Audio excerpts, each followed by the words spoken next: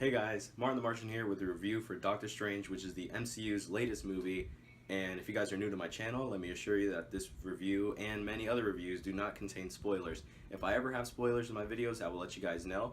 But without further ado, here we go. So Doctor Strange is the newest Marvel movie into the MCU, and it is an introduction to magic. It is an introduction to Doctor Strange into all this mix, an introduction to a couple other things that I don't want to give away because that is in spoiler territory. But this movie, I really did enjoy this movie.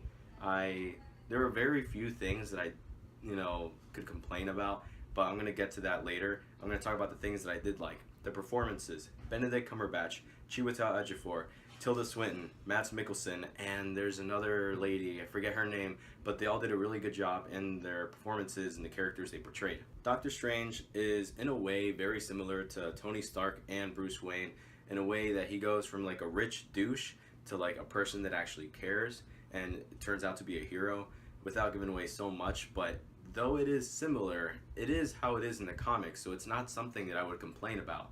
I don't know why people are really complaining about that, how it's so similar, because that's how it is in the comics. Chiwetel Ejiofor's character, Baron Mordo, is a really good character and complex in the same time, where he has a really good dynamic with Doctor Strange, and I just find this character to be very interesting. And he goes a way that many of us did not expect.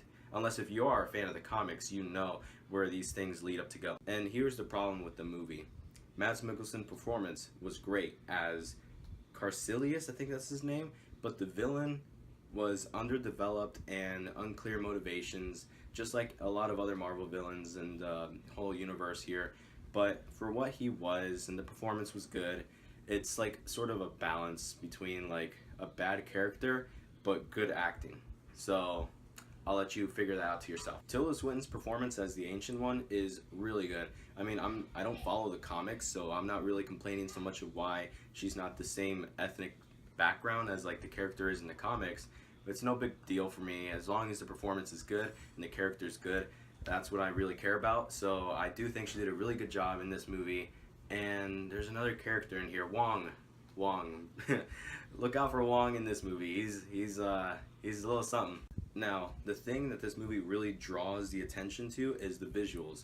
This movie, if you've watched the trailers, you've only seen the tip of the iceberg of what this movie has in store for you when it comes to visuals. Like, the very beginning of this movie starts off with this scene that like draws you into the movie.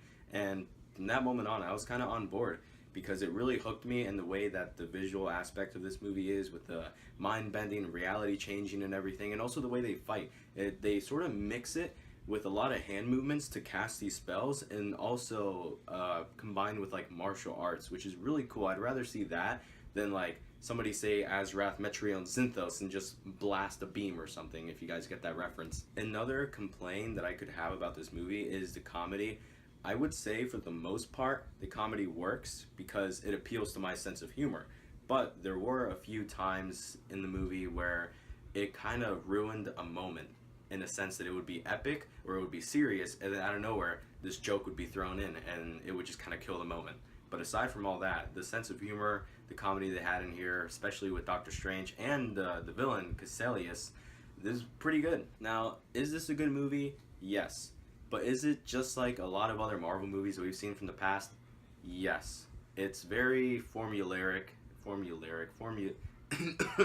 I can't talk right now. It's very formulaic in the sense that they're all the same, where they have this character who goes from one to another, and then you have a villain that's sort of cookie cutter, not so much into him, where he's just there so the hero could fight him.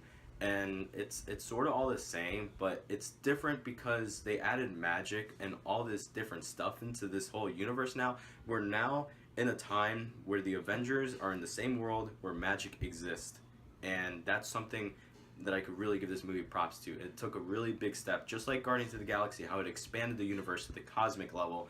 This movie expanded it in a more mystical level. So overall, I do recommend you guys to go check this out. I think it's very eye-popping, eye candy. I didn't watch it in 3D, but I could definitely tell where the 3D would be in this movie. So if you guys want to watch it in 3D, by all means, go ahead.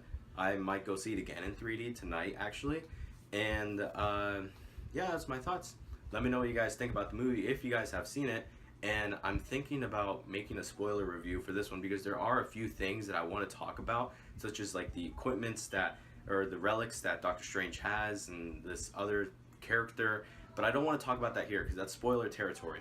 But if I do make a second video, be on the lookout for that. I forgot to mention this movie does have 2 end credit scenes, so stick around for both of them. They're both worth your watch, and yeah, thank you guys for watching, and I'll see you guys next time.